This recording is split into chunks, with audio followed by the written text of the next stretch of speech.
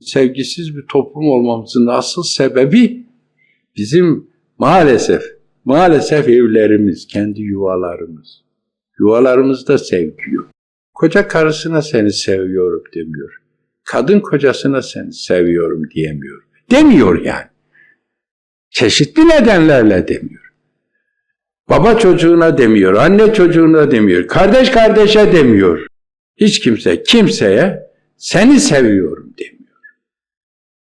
Bu öyle bir problem getiriyor ki bak ben söyleyince burada bir sürü üniversite öğrencisi var.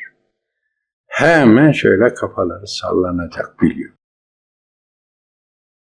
Ve Anadolu'da bilhassa bu öyle bir noktaya gelmiş ki ona çok hasret çektiği halde çocuk bir kere annesinden, babasından, yakınından seni seviyorum kelimesini duymamış. Hissetmemiş. Ve geliyor üniversiteye, bir kızımızı düşünün. Şimdi toplumumuz o duruma geldi. Bir kızımızı düşünün, baba getiriyor. Üniversiteye onu koyuyor, bir yurda kaydını yaptırıyor, çekip gidiyor. Vay beni. Ve o canım yavrum, o saf, temiz, yarının Anadolu annesi, kadını olacak kızımız, orada tek başına yapayalnız kalıyor. Ve karşısına ilk çıkıp, seni seviyorum diyen erkeğe tav oluyor. Seni seviyorum diyen gence tav oluyor. Çünkü en ihtiyaç duyduğu şey o. Ekmekten, sudan, belki havadan çok ihtiyaç duyduğu bir şey haline gelmiş. Erkekler için de aynı, sade hanım kızlar için de. Orada ayrıyeten bir tehlike var. Onun için önceliği oraya veriyor.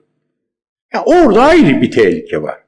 Hani dedim ya Türkler nesepleri bozulmasın diye büyük çaba harcamışlar. Onu hatırlayın, siz kafanızda oluşturun. Burada daha açık konuşmayayım ben. Ben daha açık konuşmak durumunda kalmayayım. Siz o dediğim şeyi kafanızda şöyle bir kurcalarsanız ne demek istediğim noktasına zaten ulaşırsınız. Allah'a şükürler olsun. Ufkunuz açıldı sizin artık. Sizi kimse tutamaz artık. Şükür olsun. Evet. Erkekler için de aynı. O da aynı durumda. Gencecik delikanlı. Erkek dediğin daha o olgunluğa ulaşmış kişi değil ki. Liseyi bitirmiş, üniversiteye gelmiş. Onun da birçok şeye ihtiyacı var. Onun da sevgiye ihtiyacı var. O da aynı durumda ve o da önüne çıkıp seni seviyorum diyen ilk kıza eyvallah. Nihayet bizi seven birisini bulduk diyor, kanıyor. Ondan sonra 3 ay, 5 ay ayrılık. Ondan sonra başka birisi.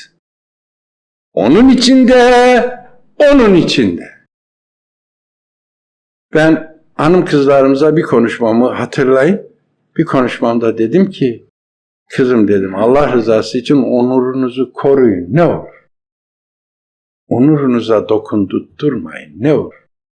Yarın evlendiğiniz gece kocanız olacak adam size şu soruyu soracak. Evlendiğiniz gece, değilse ertesi gece, değilse en son bir ay sonra diyecek ki benden önce birisi var mıydı? Bu soruyu sana soracak. Sen 2 yoldan birini seçeceksin, başka çıkarı yok. Ya yalan söyleyeceksin, hayır diyeceksin varsa, ki var, birçoğunuzun var çünkü. İstisnaları ben konuşmuyorum. Lütfen bu istisnaları getirip benim önüme koymayın. Birisi gelip benim kızımın yok, benim kardeşimin yok, benim şuyumun yok. Lütfen. Genel bir olaydan bahsediyorum. Evet. Ya ömür boyu yalancı olacaksın. Ve o söylediğin yalan seni devamlı yalan söylemeye itecek. Hep böyledir. Bir yalan söylersin, o yalan sana ömür boyu yalan söyletir. Altından kalkamazsın. Tövbe edersin, pişman olursun. Ya Rabbi ben bunu yapmamalıyım dersin. Olayın da farkındadırsın. İnşallah Allah affeder. Ama o yalanı yine söylemek zorunda kalırsın. Bir kere söylenmiştir o yalan çünkü. Ya da doğruyu söyleyeceksin, kocandan olacaksın. O gün olmasan bir sene sonra ondan ayrılacaksın.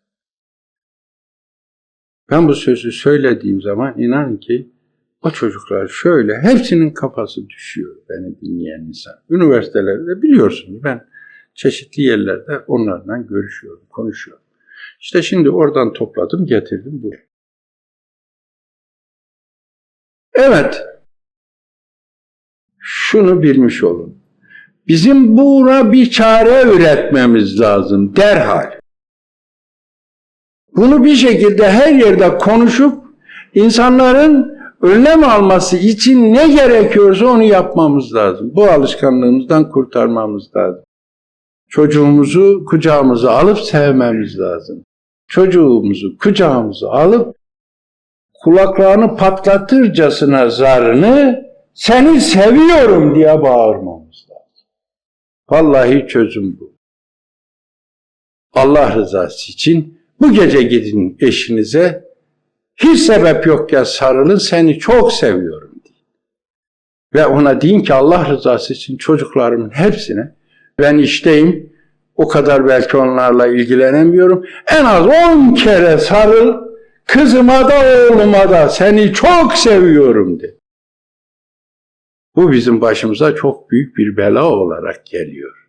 Dikkat edin.